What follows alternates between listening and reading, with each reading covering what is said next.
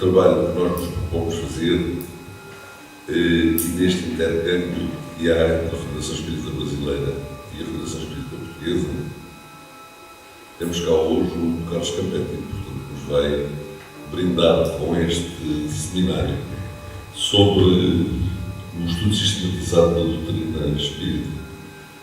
Isto é importante para nós, porque nós possamos compreender como é que nós podemos transmitir a informação da doutrina de uma maneira diferente, tornando-se mais perceptível, tornando-se mais acessível a todos. Então, esperamos que possamos, ao longo destas horas que vamos passar aqui juntos, tirar o máximo proveito, portanto, porque fica alguma coisa em nós. Não vou alongar mais, porque também já estamos com o tempo um pouco passado, mas vamos fazer a prece. Vamos convidar a Elma para fazer a prece de abertura dos nossos trabalhos.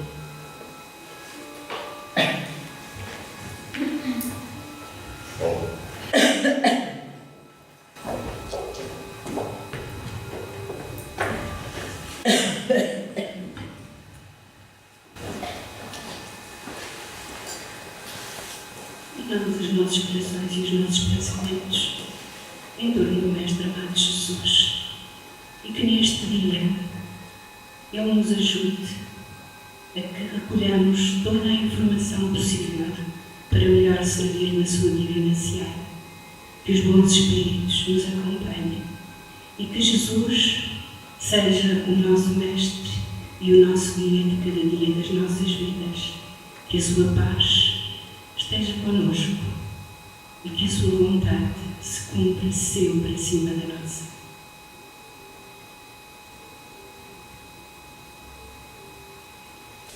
Bom dia a todos. Vamos conversar hoje a respeito da educação espírita do adulto. E isso é um seminário para facilitadores. No ano passado nós estivemos aqui e tratamos alguns aspectos do assunto. Hoje nós vamos tentar ir mais à prática. Vamos recuperar alguns conceitos, porque não temos a certeza de que todo mundo que está aqui esteve no ano passado, então é preciso que a gente recupere os assuntos. E vamos, na parte da tarde, tentar fazer algo bem prático mesmo. Como é que a gente coloca em prática essa teoria que a gente está examinando relativa à educação espírita do adulto? Nós temos um material que eu gostaria de distribuir. Quando tiverem casais, podem pegar um só. Onde há casais pode ficar com um só. Se a pessoa está sozinha, então esse material vocês podem utilizar para fazer suas anotações. É uma reprodução daquilo que nós vamos mostrar no PowerPoint aqui. Então, conforme nós vamos conversando, vocês podem ter ideias para irem anotando. E nós temos um microfone que o Vitor estava usando para a participação de vocês no momento que quiserem falar. Porque nós precisamos fazer isso bem participativo mesmo. Haveria alguma possibilidade da gente deslocar esse pessoal todo para o lado de cá? Poderia ser? E nos facilitaria bastante estarmos concentrados aqui Eu agradeceria muito, por favor. Desculpa estar morrendo vocês. Quando a gente já está aquecidinho no lugar, não é? Tem lugares na frente, ó, não precisa só usar.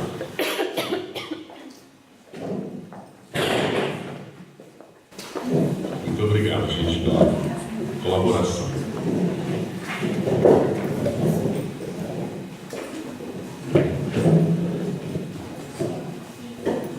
Vamos para frente. Pode sentar aqui à frente. Pode vir para frente. Tá bem, é por causa da criança, né? Fique à vontade. Bem, um primeiro conceito que nós vamos entender é que dentro desse estudo que nós vamos fazer da educação espírita do adulto, que vai estar baseado naturalmente na andragogia, que é a ciência que examina como é que o adulto aprende e que métodos a gente pode utilizar para que o adulto possa aprender em atividades de grupo. Então, nós vamos, logo de início, tirar um conceito que é fundamental para a continuidade da nossa atividade. É que, na verdade, ninguém ensina ninguém. Nós aprendemos juntos. O máximo que uma pessoa pode fazer é facilitar o aprendizado da outra pessoa. Agora, ensinar é uma coisa que realmente a gente precisa se imbuir da humildade do processo, porque a gente não tem condição de ensinar os outros. Então, o que nós fazemos é facilitar o processo. Por isso é que a gente tem preferido, inclusive, utilizar, se vocês veem logo na primeira página do material, lá embaixo está escrito que é um seminário para facilitadores. Eu preciso perguntar agora, quem de vocês trabalha com algum tipo de curso nos centros onde vocês frequentam? Não importa se seja o ESD ou se seja um curso, por exemplo, de estudo do Livro dos Espíritos, ou livro dos Médiuns, ou do Evangelho. Quem é que faz algum tipo de trabalho? Levanta a mão só para a gente ter uma ideia. Por favor, levante a mão, certo, ótimo. Está bem. Está ótimo. Para a gente ter uma ideia, então eu gostaria muito que nós compartilhássemos as nossas experiências, está bem? Na medida em que nós fomos avançando, conversando, por favor, se manifestem, apresentem aquilo que vocês têm de experiência para que o trabalho nosso fique rico. Bom, vamos naturalmente precisar passar por essa parte teórica para ver uma espécie de unificação dos conceitos que nós vamos utilizar no nosso trabalho. Bom, nós temos aqui a área de educação espírita do adulto e é uma proposta de reflexões pedagógicas para o ESD dentro desse conceito. Nada indica ou implica que a gente não possa utilizar a mesma metodologia para outros cursos. A gente está falando do ESD, não é? Mas pode ser utilizado para o estudo da obra básica. A mesma metodologia, porque todo estudo para o adulto, ele precisa dessas premissas, de considerar esses conceitos que nós vamos examinar aqui hoje. Então, esses conceitos eles servem para todo tipo de estudo realizado com adultos. A forma de aprender do adulto ela é diferente da forma de aprender da criança e do jovem. Eu acho que hoje em dia nós não temos mais dúvida quanto a isso. A grande dificuldade nossa ao longo do tempo é que se desenvolveram várias técnicas e que foram utilizadas muito com infância e juventude e que foram, de alguma maneira, transferidas para o estudo nos adultos. Era chamado ensino para os adultos, nem sempre adequadas à realidade do adulto. Então, nós precisamos nos imbuir do conceito para que a gente, quando utilizar qualquer tipo de metodologia, a gente esteja seguro de que aquela metodologia ela tem a possibilidade de resultado com o adulto. Não podemos utilizar técnicas infantis, a não ser que a gente tenha muita consciência do que nós estamos fazendo para alcançar determinado propósito. E aquilo tem que ser dentro daquele contexto, porque senão nós infantilizamos o processo e o adulto se desliga, ele não consegue ficar, porque não interessa para ele. A mesma coisa se nós estivermos utilizando metodologia de juventude, muito adequada para o jovem, atrai a atenção dele, mantém o jovem ligado às atividades da casa, mas você aplica para o adulto se sente deslocado. Ele não se sente integrado, ele não se sente bem, então ele acaba se afastando. E a gente pode ter um alto índice de evasão de frequência nos nossos cursos de estudos do Espiritismo por causa da inadequação da metodologia para aquele tipo de público que está vindo para a casa espírita. Tudo bem isso para todo mundo, gente? Compreendido isso, então nós vamos ver aqui um objetivo geral que a gente pretende alcançar. Prestem atenção, porque o próprio seminário que nós estamos fazendo, apesar de a gente estar fixo aqui na frente, o ideal seria nós estarmos... O que eu fiz? Toca, ele vai para frente. É sensível à tela, não é? Então, o ideal seria nós estarmos sentados num círculo ou em uma outra disposição para facilitar o nosso debate. O ideal é que o facilitador ele não esteja em posição de destaque em relação ao grupo. Isso deve acontecer em situações muito específicas. Se nós nos lembrarmos do livro Voltei, O irmão Jacó, num dado momento, ele está visitando, na colônia onde ele é acolhido, os grupos de estudo. E ele fica espantado, porque ele entra numa sala e ele não sabe quem é o coordenador do processo. Não é que não tem o coordenador, e não é que ele não apareça em algum momento, mas naquela circunstância em que ele chegou, era tal a interação do grupo que não dava para perceber quem era o líder. E a ideia, o ideal é que aconteça isso na maior parte do tempo do estudo com os adultos. Inclusive porque o adulto tem experiência, ele tem alguma vivência, ele pode não conhecer o Espiritismo, ele veio para aprender o Espiritismo, mas ele tem vivência. E essa experiência ela é fundamental dentro do processo, ela precisa ser utilizada, integrada dentro do processo para que o adulto ele se sinta participante, construtor do processo junto com as pessoas que estão sentadas com ele para fazer aquele estudo. Se ele não sente isso, ele não se sente integrado ao grupo, ele não é participante, então ele perde a motivação. Não está havendo o incentivo adequado para a sua permanência dentro do grupo. Então, o objetivo geral que a gente tem, e vocês vão ver que o seminário ele todo está armado já, é como a gente pode conduzir o processo de estudo com adulto. Tem que definir os objetivos. Não está saindo lá? Apresentar propostas metodológicas para a área de educação espírita do adulto, voltada para o ESD mais especificamente. Como nós dissemos, não significa que não possa ser utilizado também para outros tipos de estudo para o adulto, dentro da casa espírita.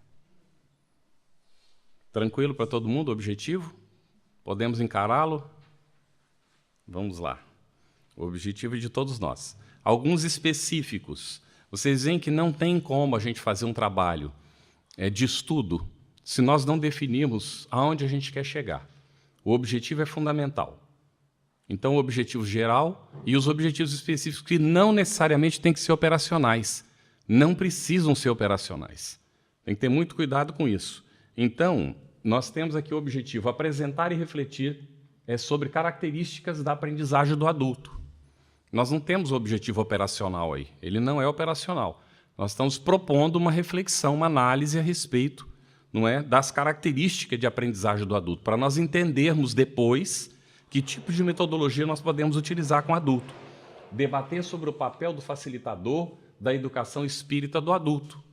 Qual é o papel do facilitador diante dessa visão que a andragogia nos traz de como se comporta o adulto em relação ao estudo, ao aprendizado.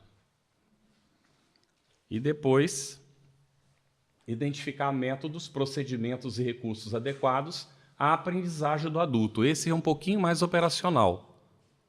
Nós vamos, durante a nossa análise, vamos apresentar algumas ideias e vocês vão, vendo essas ideias, nos dizer outras coisas que nós poderíamos fazer também com os adultos, no sentido de que eles tivessem condições de absorver, compreender e, mais do que isso, aplicar o conteúdo que está sendo examinado. Nós vamos observar que, dentro do Espiritismo, não existe possibilidade, a não ser que nós estejamos enganados no processo que nós estamos utilizando, de um ensino ou um estudo teórico apenas. O Espiritismo ele pressupõe prática, ele não pressupõe nós temos nosso intelecto ilustrado sem a aplicação daqueles conceitos na nossa vida. Tudo bem isso, gente?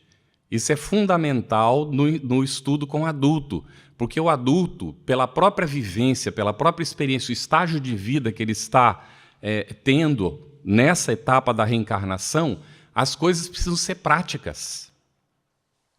Atrapalha se a luz estiver acesa? Não atrapalha muito não, né? Dá para ver, não dá? Vamos deixar a luz acesa, então, melhor.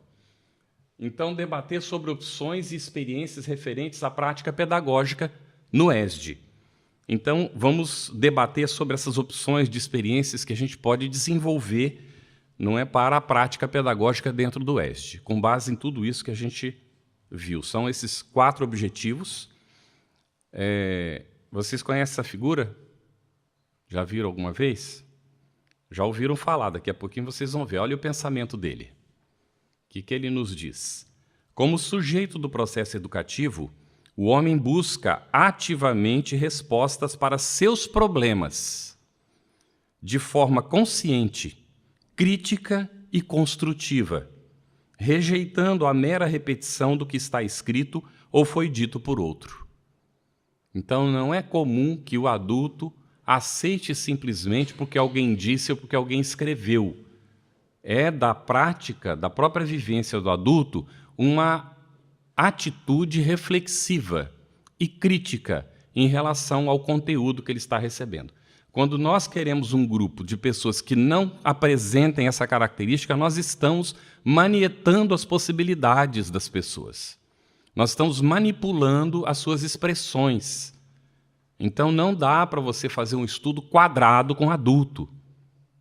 É preciso estar sempre atento a essa possibilidade da manifestação, da apresentação das suas reflexões, da crítica, inclusive, àquilo que foi apresentado, porque isso faz parte do processo. Se o facilitador não está preparado e um participante começa a levantar questões e ele não se preparou devidamente, ele começa a ficar encantoado, com medo, e então ele cerceia a manifestação do grupo e conduz o grupo para um aspecto mais intelectual do entendimento do assunto, de acordo com a sua possibilidade, normalmente de acordo com a sua limitação, e o grupo não cresce, não se desenvolve. Acabam ficando com ele algumas pessoas mais afins, mas os outros vão embora, eles não permanecem. Já observaram isso acontecendo? Então, é muito importante considerar que um dos fatores de afastamento das pessoas dos grupos de estudo é pela ausência da oportunidade de se manifestar. E quando há manifestação, há normalmente a polêmica. E o facilitador não polemiza com ninguém nunca. Ele precisa ouvir aquilo que o companheiro tem para trazer, que o participante tem para oferecer, e fazer as reflexões não do seu ponto de vista, mas apresentar as reflexões que o Espiritismo nos oferece sem intenção de imposição, porque a pessoa tem o direito de não aceitar e continuar vindo no grupo. Graças a Deus se ele continua vindo no grupo. Tudo bem isso, gente? Porque existe dentro um sentimento quase que natural na gente de que aqueles que nos perturbam, que não apareçam, porque pelo menos não atrapalham os outros. Mas esses eventuais e aparentemente perturbadores do processo podem ser aqueles indivíduos que estão nos dando a condição justamente de dinamizar o processo, que outros também se motivem para se manifestar, para que então haja a construção em conjunto do entendimento da proposta que foi apresentada. Tudo bem, gente? É um grande desafio. Bom, isso aqui é de Paulo Freire. É um dos nossos maiores pedagogos no Brasil, atravessou fronteiras do nosso país, porque efetivamente ele refletiu e apresentou conclusões muito interessantes para o processo de aprendizagem do adulto. Bem, alguém quer comentar alguma coisa dessa frase do Paulo Freire, disso que a gente comentou até agora? Cadê? O microfone está aqui, olha, por favor. O microfone tem que estar correndo entre vocês. Sintam à vontade para falar, gente. Lhes ocorre alguma ideia? Nada por agora? Daqui a pouquinho vai acontecer, tá bem? Obrigado. Aí, o microfone está à disposição. Ok. Vamos à frente um pouquinho mais. Agora vocês vão ter que falar de todo jeito. Essa pergunta não é para eu responder, é para vocês responderem. O que ela está nos dizendo aí? Como saber quais métodos, procedimentos e recursos são adequados ao processo de aprendizagem do adulto? Depois dessas reflexões que nós já fizemos, o que vocês acham? Não tenhamos medo de errar ou de acertar. Nós construímos juntos. Normalmente, quando a gente acha que está se enganando, pode estar falando alguma coisa que está contribuindo muito para o grupo. Agora, quando a pessoa orgulhosamente acha que sabe tudo, é importante se manifestar, porque ela vai ver que tem gente que também sabe alguma coisa e que pode contribuir, não é, para o benefício dela. Então, a manifestação tem que ser livre. Por favor. Bom dia. Obrigado. Bom dia. Pode falar o seu nome, José. Do Centro Espírita Fernando Lacerda. Portanto, como é que eu, enquanto orientador de grupo, se é que posso dizer dessa forma, penso que o meu papel não será propriamente esse, mas qual é a minha perspectiva? Perante o grupo, tenho que ter sempre em mente, primeiro conhecer a pessoa, ou tentar perceber como é que a pessoa funciona. Porque sabemos que cada pessoa tem a sua forma de ser, chega ao espiritismo com, portanto, de várias formas, e sabemos que umas vêm de uma filosofia, outros vêm à procura de um tipo de respostas, enfim. E perante cada um, nós temos que analisar, é isso que eu tento fazer, e ao perceber as suas dificuldades, vou tentando interagir com eles todos simultaneamente, de forma a que cada um possa, dentro daquilo que se está a analisar, possa dar o seu testemunho. Tendo em conta muito, portanto, eu estou a falar do grupo que neste momento, com quem interage neste momento, portanto, são pessoas ainda muito ligadas ao catolicismo, e é preciso ir buscar, portanto, desmontar portanto, aquela filosofia de forma a que as pessoas vão percebendo as diferenças e elas próprias vão, portanto, vão sendo sentindo motivadas, portanto, por uma aprendizagem que é aquela que nos interessa, que é a vivência justamente do espiritismo, sem qualquer, portanto, sem qualquer dogma, dualismo, enfim, que cada um possa sentir dentro de si e perceber quais são as diferenças, porque só perceber é que a pessoa pode. Peço desculpa, se eu penso nisso para gravar. Só assim realmente é que a pessoa pode interessar-se e começar a entender, dizendo-lhe sempre que tem que chegar à sua conclusão, à sua própria conclusão. A proposta é aquela, mas cada um tem que fazer uma análise, fazendo a aprendizagem, também tem que fazer um esforço, como é óbvio. Alguns não querem fazer, e nós sabemos que não é fácil. Certo. Não querem fazer. Bem acomodados, não é isso? Exatamente. Mas o importante é que a pessoa traga também algumas histórias dentro da doutrina, porque elas são variadas. Sim.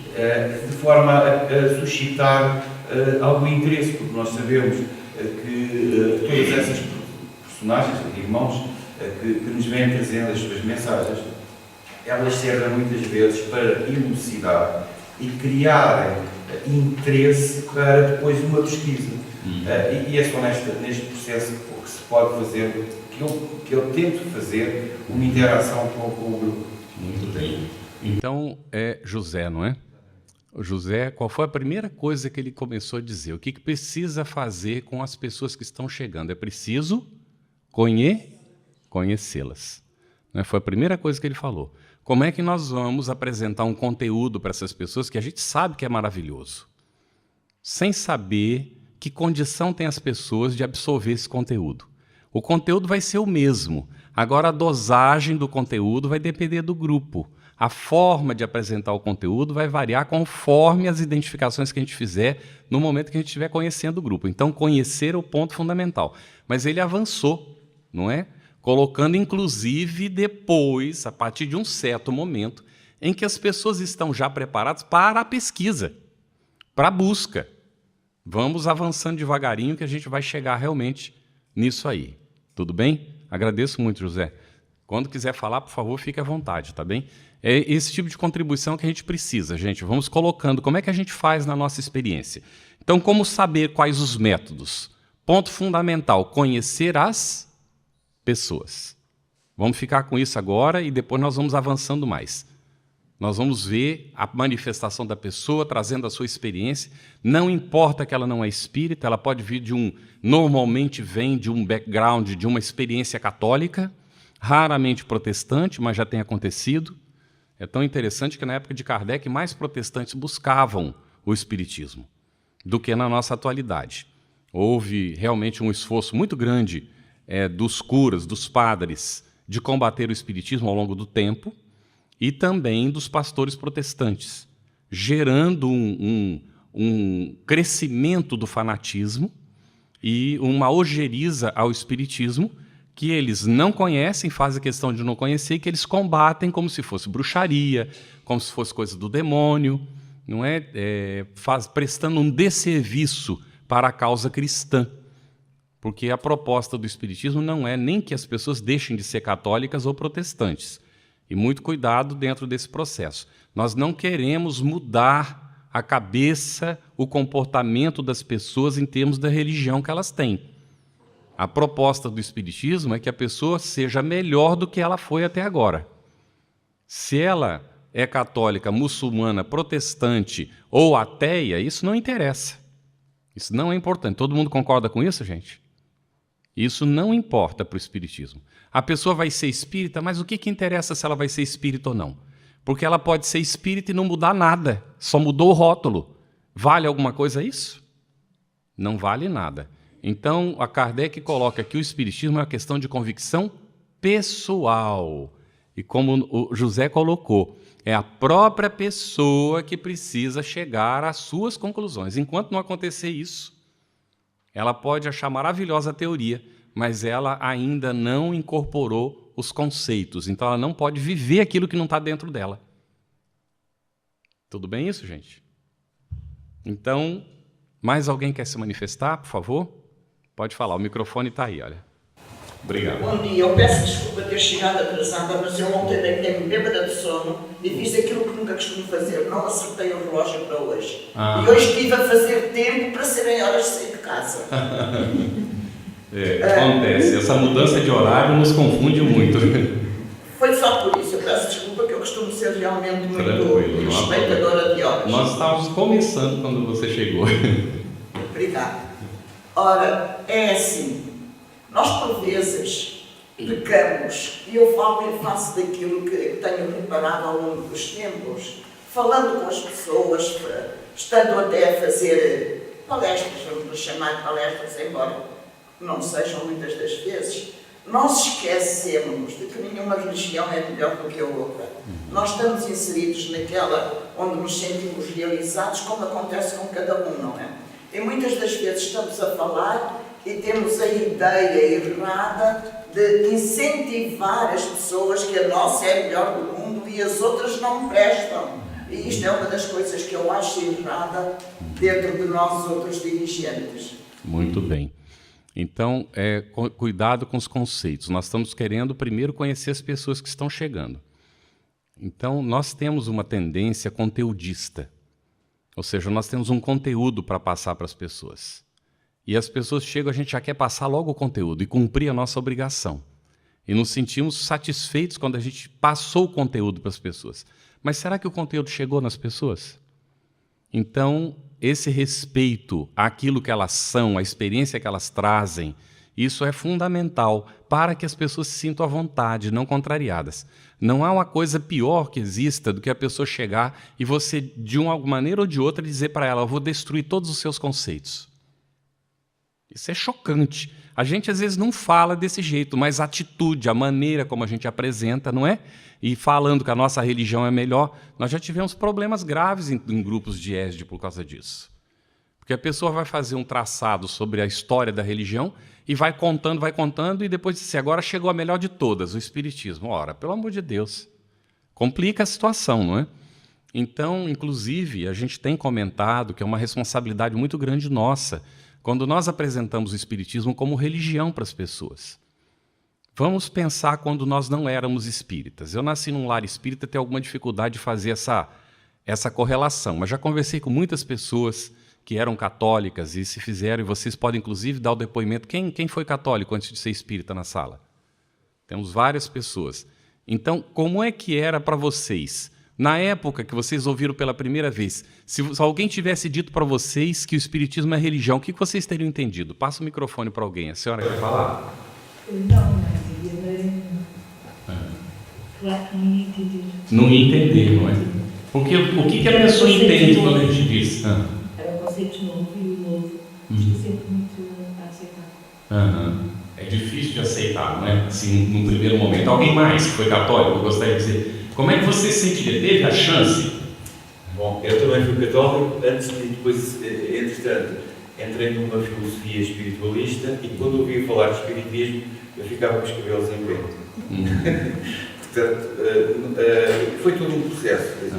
Foi um processo de compreensão e de procura de respostas àquilo que as outras filosofias não respondiam. nomeadamente o espiritualismo, dando algumas respostas, era vago, fica muito aquém.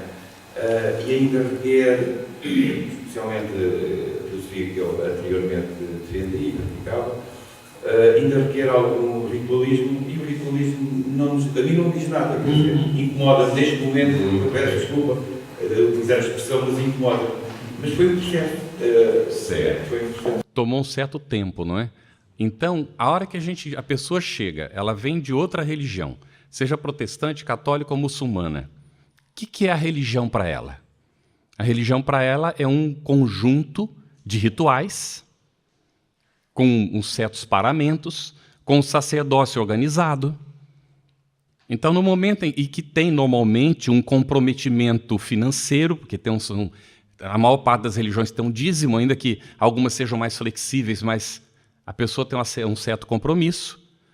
Então, quando você diz assim, o espiritismo é religião, a pessoa vai entender que é isso. Porque esse é o referencial que ela tem. Agora, o espiritismo é isso? Não é. Então, quando a gente vai falar para um novato, né, que está chegando, que o espiritismo, se a gente quiser dizer que o espiritismo é religião, nós temos que explicar qual é o entendimento que o espiritismo tem de religião, para já ir auxiliando a pessoa a ir rompendo com aqueles conceitos. E é um processo, como foi colocado pelo José. Ninguém chega de um momento para outro. É muito comum que, num primeiro momento, em função daquilo que foi recebido, que foi informado, que a pessoa se arrepie, que ela sinta até um certo medo. E, por causa disso mesmo, uma certa atração, porque é proibido. Porque tem algo ali de... Então, é por aí que a gente entra, para atender aquela necessidade de curiosidade que a pessoa tem, não é? E, então, aproveitar isso para ir passando devagarinho, conforme a sua condição de entendimento, aqueles conceitos que ela vai elaborando, porque ela tem que reelaborar esses conceitos. Se ela não reelaborar da forma como ela pode, ela não incorpora, não faz parte dela, como a gente já destacou aqui. Bem, alguém mais quer falar? Como saber quais os métodos e procedimentos? Até agora, nós chegamos à conclusão que é preciso conhecer as pessoas. Não é? Tem que identificar o que mais delas. Quais são os seus Quais são os interesses dessa pessoa quando ela está chegando? Nós temos que atender o interesse da pessoa? Depende. Se o interesse da pessoa é ir diretamente para a prática mediúnica, vai ser possível? Não vai. E se a gente de chofre diz para ela que ela não vai, é capaz dela não voltar mais. Então é preciso ter habilidade, não é? Para atender o interesse que está subreptício. Ela tem necessidade do trabalho mediúnico de fato? Depende muito. A maior parte das pessoas não precisam. Viver até agora sem ele. Por que agora virou uma necessidade premente porque conheceu o Espiritismo? Olha como as coisas ficam torcidas na cabeça, inclusive de algumas pessoas que já trabalham na casa espírita. Então não é uma necessidade real. É uma necessidade fictícia. Mas se você disser isso para a pessoa, ela não volta mais. Ela não está preparada. Então é necessário trabalhar com calma, não é? E convidar, envolver a pessoa, ir atendendo outros interesses que aparecem, não fazer falsas promessas, mas, ao mesmo tempo, também dizer para ela que chegará o momento próprio para ela estar envolvida. Então, é uma questão realmente de identificar, conhecer a pessoa, identificar seus interesses e as suas necessidades. Uma boa parte das necessidades não são conscientes, a pessoa não tem consciência delas. E é no processo do desenvolvimento do grupo que a pessoa vai se dando conta dessas necessidades. Ok, vamos avançar então, para ver o que os teóricos têm para nos oferecer sobre o assunto. O primeiro passo que a gente precisa fazer, segundo eles, é compreender quais características permeiam a aprendizagem do adulto. O que efetivamente faz parte desse processo de aprendizagem do adulto. Depois, o que motiva o adulto? O que desperta o seu interesse? O que o leva a buscar um grupo de estudo? E como esse processo se desenvolve? Então, isso é fundamental. Dentro desses 3 aspectos aqui colocados, vai estar a identificação dos interesses das pessoas. Bom, primeiro o conhecimento das pessoas, a identificação dos seus interesses e das suas necessidades. Tudo bem, gente? Algum comentário? Quem chegou agora, mas depois, por favor, o comentário é à vontade, tá? O microfone está... Qual o seu nome? Carlota? Ela está sendo gentil conosco e está com o microfone à disposição para quem precisar. Obrigado, Carlota. Bem, na vez passada que nós tivemos aqui, quem esteve presente vai se lembrar que nós mostramos esse quadrinho de Alice no País das Maravilhas. A reflexão precisa ser retomada, porque a partir desse momento nós precisamos entender que se nós não tivermos claramente definido o que nós pretendemos, nós poderemos chegar a qualquer lugar. A qualquer lugar. E possivelmente será um lugar bem diferente daquilo que a gente tinha planejado. Ou pensado. Porque se tivesse planejado, a gente saberia para onde a gente estaria querendo ir. Então vamos lá. A Alice, ela está perdida. E ela encontra aquele gato, que é muito interessante, não é? Em que em dados momentos só fica o sorriso dele na tela. E ela diz assim: podes dizer-me, por favor, que caminho devo seguir para sair daqui? Olha a pergunta dela. Olha a resposta do gato. Isso depende muito para onde você quer ir. Então, se a gente quer sair de um buraco, ou de um local, ou seja lá de onde for, para onde é que nós queremos ir? Aí ela vai responder para o gato: preocupa-me pouco para onde ir. O que o gato vai dizer diante de uma situação dessa? Ela quer sair dali, agora para onde ir não interessa. Não está preocupada com isso. Então ele diz assim: nesse caso, pouco importa o caminho que sigas. Escolhe qualquer deles e vai. Não sabe para onde você quer ir? Como facilitador do processo, nós temos que saber para onde nós queremos ir. Não há como você reunir um grupo para decidir com o grupo para onde ir. O caminho está definido. Agora, a forma de chegar lá, então ela vai ser adequada. O caminho ele poderá ser com pedregulhos, poderá ser pavimentado. O caminho poderá ser com curvas, poderá ser mais reto. Poderá ser pela floresta o caminho, ou poderá ser por dentro da cidade, depende. Mas se a gente sabe onde a gente quer chegar, então a gente vai saber identificar qual é o melhor caminho para chegar lá. Se a gente não sabe onde quer chegar, é por isso que logo no início nós colocamos os objetivos do trabalho. Sem definir os rumos, como é que nós vamos escolher o caminho? Tudo bem, gente? Minimamente nós temos que saber se a gente quer ir para o norte ou para o sul, para o leste ou para o oeste. E depende do momento, a gente poderá querer ir para qualquer um dos lugares. Se a gente estiver mais ao sul, pode ser que a gente deseje ir um pouco mais ao norte. Se a gente está muito ao norte, pode ser que a gente queira ir um pouco mais a leste, a oeste. Não há, vamos dizer, o rumo que a gente diga assim, esse é melhor que o outro. Porque todos os caminhos, segundo se dizia no ditado popular antigo, conduzem a Roma, não é? Todos os caminhos conduzem a Roma. Especialmente se quem está falando isso é megalomaníaco, egocentrado e vive em Roma. Então, todos os caminhos podem nos conduzir para qualquer lugar. Agora, a partir do momento que a gente define onde a gente quer chegar, então a gente vai escolher aquele caminho para chegar efetivamente ali. Isso é extraído de Lewis Carroll, né? Alice no País das Maravilhas. Ok, vamos ver agora alguns fundamentos da moderna teoria de aprendizagem do adulto, para ir embasando o trabalho que a gente vai fazer. Essa parte está baseada em Edward C. Lindemann, que identificou pelo menos 5 pressupostos chaves para a educação dos adultos. São 5 pontos que precisam ser considerados, segundo a opinião dele, ninguém é obrigado a concordar com isso, né, mas essa é a opinião dele para a educação do adulto. Nós gostaríamos que cada um de nós comentasse. Primeiro, quem gostaria de ler o primeiro ponto? Está um pouquinho apagado, mas dá para ver, né? Estão vendo aí do fundo? Quem não falou ainda, que gostaria de pegar o microfone e ler para nós? Ótimo.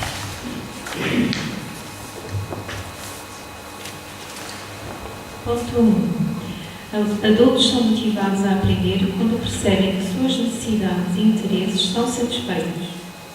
Por isso, estes são os pontos mais apropriados para se iniciar a organização das atividades de aprendizagem do adulto. Vamos lá. Quem quer comentar? Se quiser comentar, pode, tá?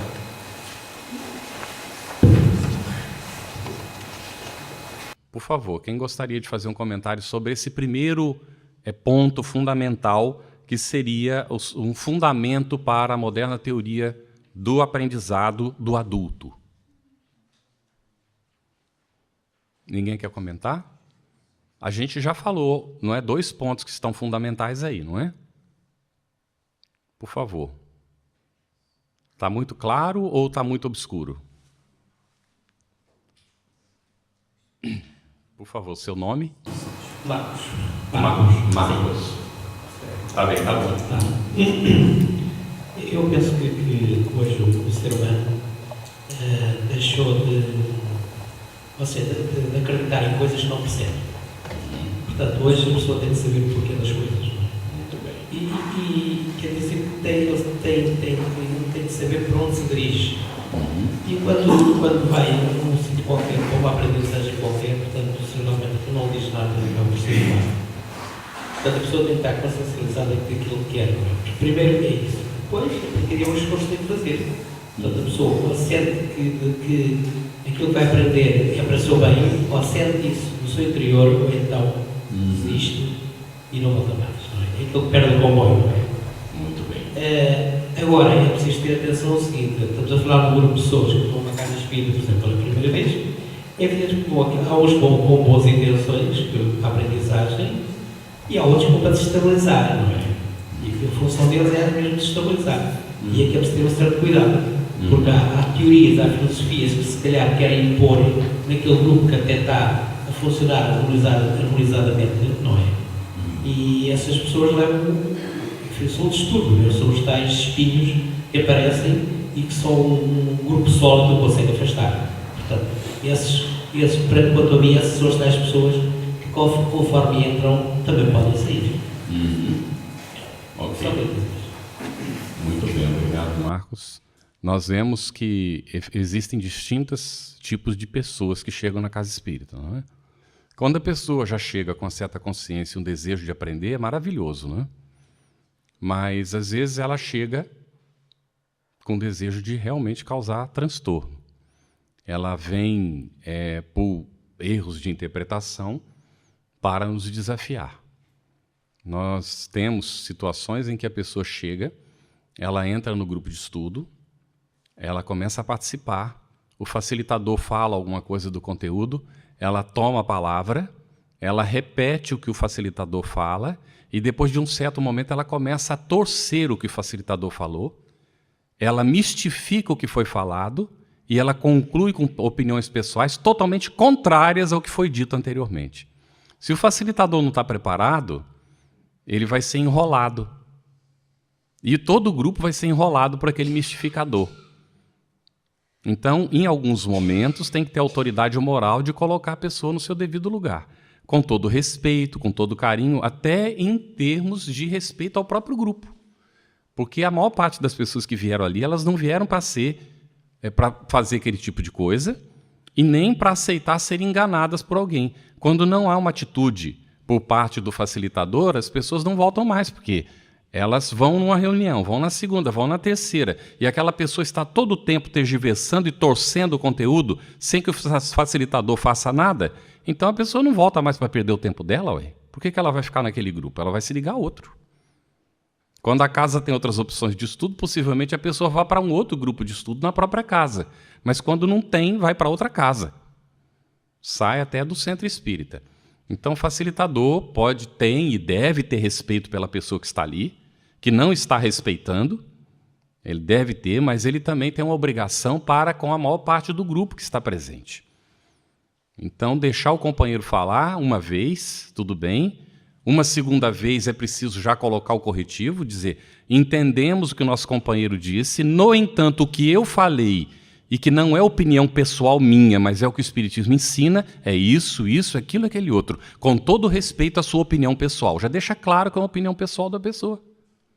Não é? Numa terceira vez a pessoa se manifestou de novo, a gente diz, meu companheiro, por gentileza, se for para você apresentar a sua opinião pessoal, nós lhe agradecemos muito, porque nós estamos aqui reunidos para estudar o Espiritismo. Às vezes é preciso, não é? Num dado momento, com todo respeito, colocar.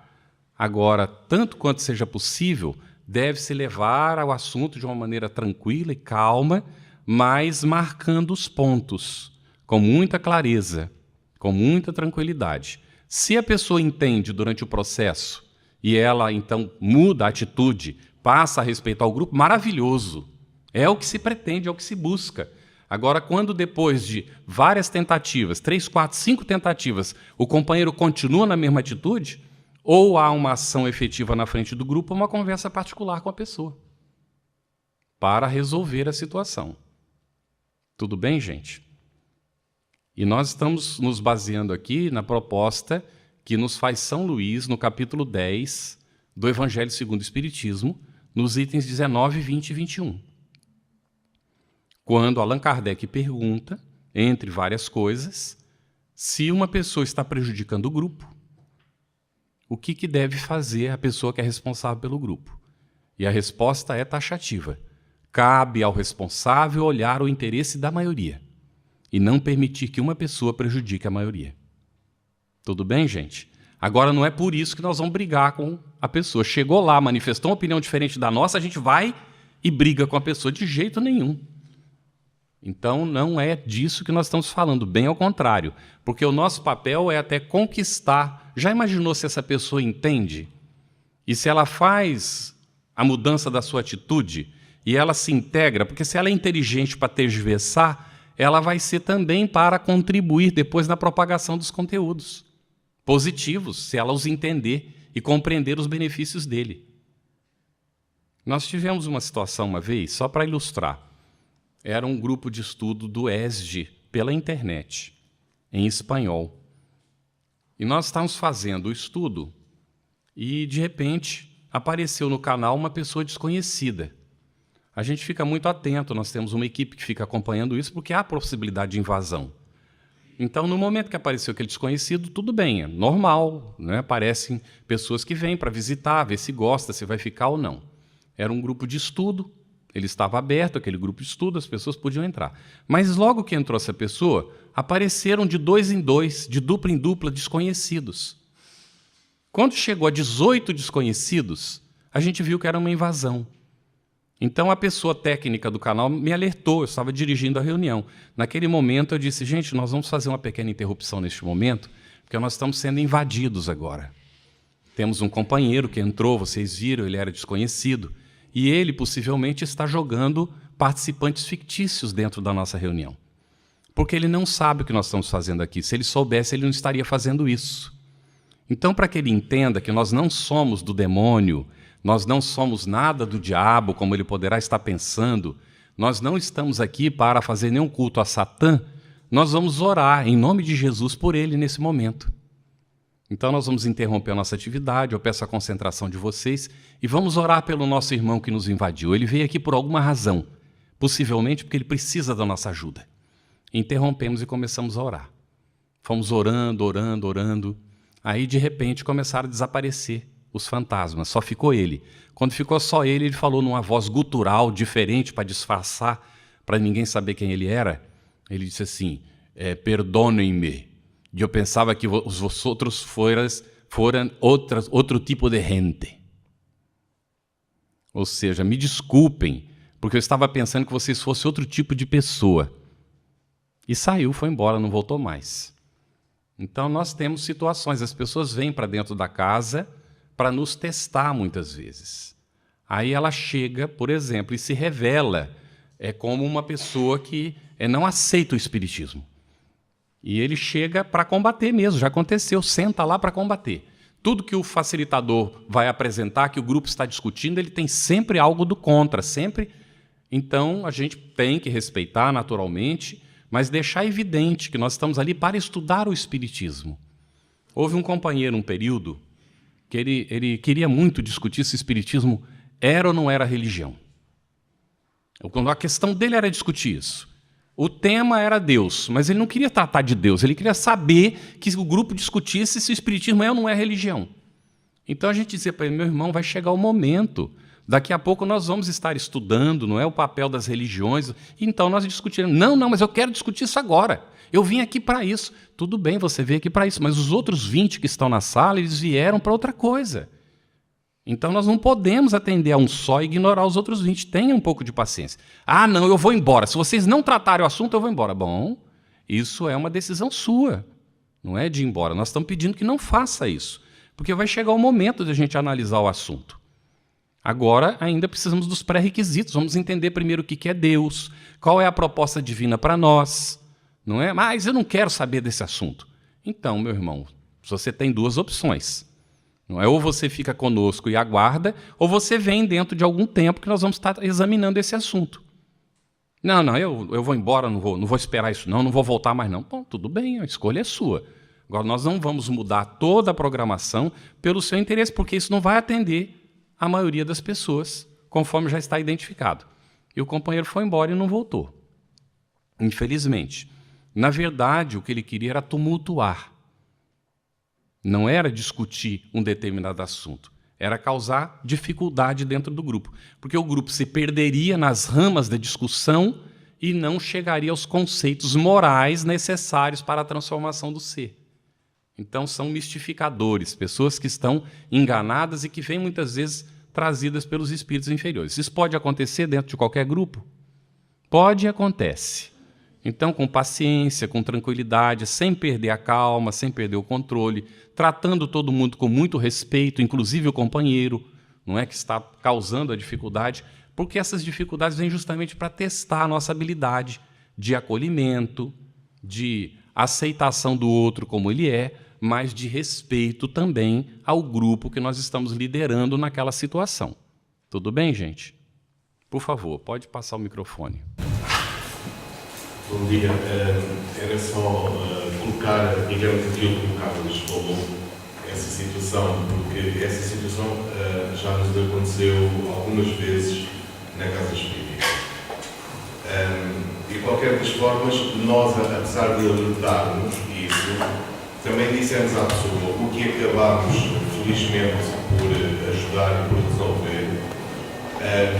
A situação ou o assunto que ela quer falar, eventualmente não é na aula, não é naquela aula que nós vamos abordar o assunto, porque a pessoa às vezes vem com necessidades muito imediatas naquele momento e nós dissemos para elas que nós no final da aula falaríamos com ela pessoalmente, pelo menos para tirar aquela confusão, aquele problema da mente dela.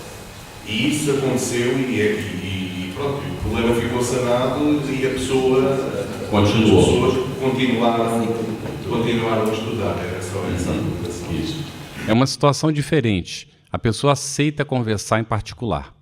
Aquele companheiro que eu citei, ele queria discutir com o grupo. Ele precisava de plateia, ele não queria conversar em particular de jeito nenhum.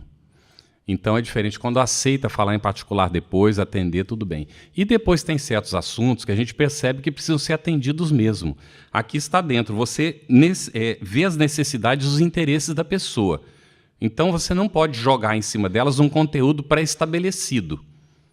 Agora, como você tem as temáticas definidas para o trabalho, dentro daquela temática, elasticamente, você pode atender aquelas necessidades mais prementes, que não pode não ser só daquela pessoa, pode ser de outras pessoas do grupo também. Mas cuidado para não se perder pela rama. Por isso é que tem o objetivo.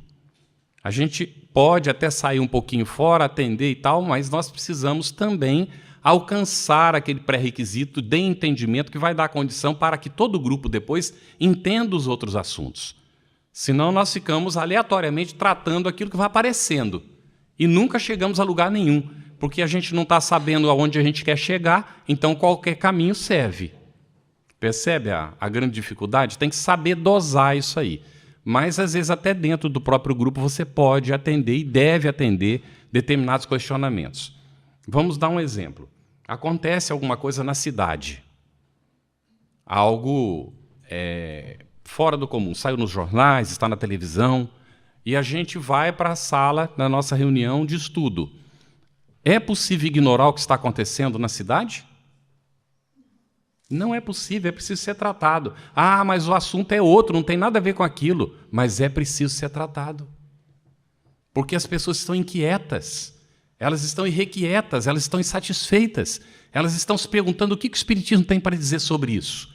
Então o facilitador tem que se preparar, se ele não sabe, ele precisa consultar, conversar com os pares, com os companheiros, telefonar para alguém, trocar ideias e se preparar. Porque ele vai precisar tratar aquele assunto. Deixar as pessoas falarem sobre aquilo, se manifestarem, extravasarem as suas ansiedades e colocar o posicionamento da doutrina espírita e depois seguir. Acalma os ânimos, tranquiliza, e se ele tem habilidade, ele vai conseguir ligar aquilo ao assunto. Será, inclusive, inspirado pelos espíritos bons para que isso aconteça. Aqui em Portugal aconteceu uma vez em Quarteira, nós íamos fazer uma palestra, e naquela noite tinham assaltado, tinham colocado, era um colégio novo na época, com computadores novos, não é?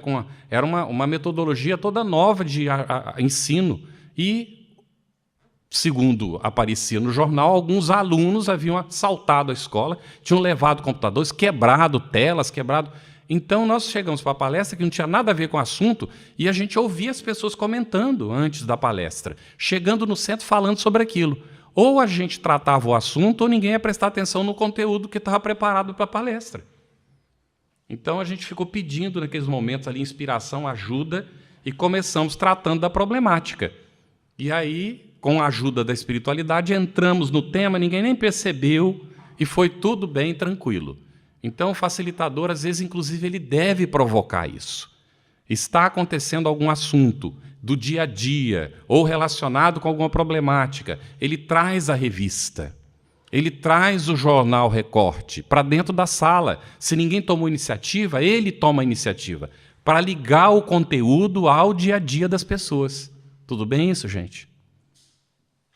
Ok. Então, identificar os interesses, as necessidades, e o adulto só fica se for atendido efetivamente esses interesses, essas necessidades, com aquelas exceções que a gente colocou aqui, que precisam ser consideradas para que a gente não se deixe manipular.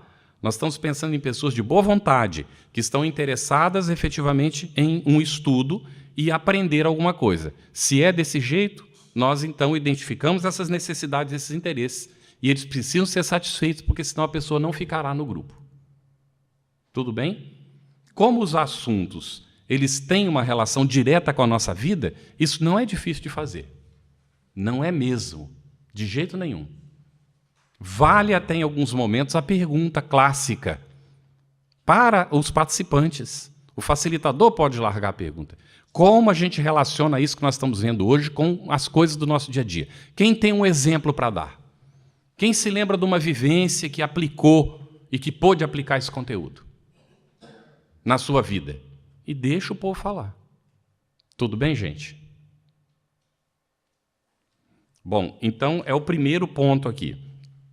Ele diz, por isso, esses são os pontos mais apropriados para se iniciar a organização das atividades de aprendizagem do adulto, partindo dos interesses e das necessidades identificadas. É por isso que, se a gente não conhece um grupo, no primeiro dia você trazer conteúdo para esse grupo é um pouco complicado. É preciso fazer alguma dinâmica, não é, que facilite que as pessoas se manifestem para a gente conhecê-las. E depois, a partir de identificação, conhecimento, identificação dos interesses e das necessidades, a gente pode, então, trabalhar os conteúdos com eles. Tudo bem? Tem casa espírita que programa desde o primeiro dia. Nós temos um conteúdo muito vasto nesse ano, ou nesse semestre. E já reúne primeiro dia, conteúdo em cima do pessoal, conteúdo em cima do pessoal. Daí a 3, 4 reuniões está 50% só dos participantes. A outra metade foi embora. Porque não foram nem ouvidos. Eles não estão participando, não há interesse para eles naquilo que está acontecendo, como é que eles vão ficar? E o adulto tem essa liberdade de ir embora, de não voltar, de não vir. Ele fica onde ele se sente integrado, onde ele não se sentir, ele não fica. Tudo bem, gente? Algum comentário? Por favor. Bom, todos nós, cada ser humano tem o seu ponto de pensar, não é? E tem sociedade os seus objetivos. É evidente que nós não podemos aspirar a que toda a gente chegue a uma casa espírita, fique na casa espírita, não é? Ou que toda a gente chegue a um grupo de estudo e fique no grupo de estudo, não é? Se ficaram de vez em quando já é bom, não é? Porque, repare, e como sabe melhor que eu, evidentemente, então sabe melhor que eu, para nós alcançarmos alguma coisa é preciso esforço, é preciso trabalho, é preciso lágrimas, não é? É preciso apanhar chuva, é preciso sair de casa, sair da televisão, não é? Pois é, o problema está aí. Ao não ser espírita, se calhar há pessoas que vão uma vez por mês, não é? Há outras que vão todos os dias, não é? Pois é, essa é que é a grande questão. É a questão de conscientização, certo, Marcos? Questão de conscientização. Agora, nós, como facilitadores, temos o papel de auxiliar essa conscientização. E muitas vezes a gente fica com dificuldade de identificar o porquê das pessoas virem e não voltarem. Há pessoas que vêm, fazem inscrição para o curso e não voltam mais. Só fizeram a inscrição. A gente fica se perguntando o que motivou isso, né? A pessoa teve o interesse pelo estudo, mas ainda não tomou a decisão pelo. Então, outros interesses são maiores do que o interesse pelo estudo. Agora, muita gente vem e não volta mais porque não foi bem acolhida. Isso é uma realidade. Ela até vem em 2, 3, 4 reuniões. Quando ela vem em 2, 3 reuniões e não volta mais, isso caracteriza efetivamente que ela não foi bem acolhida, a maior parte das vezes. Ela poderá, eventualmente, ter tido algo adverso, uma enfermidade na família, um curso que apareceu, um novo emprego. Pode acontecer. Mas boa parte das vezes, a gente já levantou isso por estatística, é porque ela não sentiu atendido o seu interesse. Então o grupo não interessava para ela. Ela não tinha o que buscar no grupo naquele momento. O grupo estava oferecendo algo que não era o que ela estava buscando. Então ela não vem mais. Então a gente sim fica agradecido e acha muito interessante quando fica alguém entre as estatísticas de fixação de gente na casa espírita. A cada 10, um se torna trabalhador. A casa espírita que consegue isso, ela se desenvolve muito bem, porque nem toda casa espírita consegue isso. A cada 10, um fica para trabalhar. Agora, nos grupos de estudo, o índice de desistência gira em torno de 30% a 35%, normal. Quando passa disso, tem outros fatores. E é possível trabalhar para diminuir esses 30% a 35%.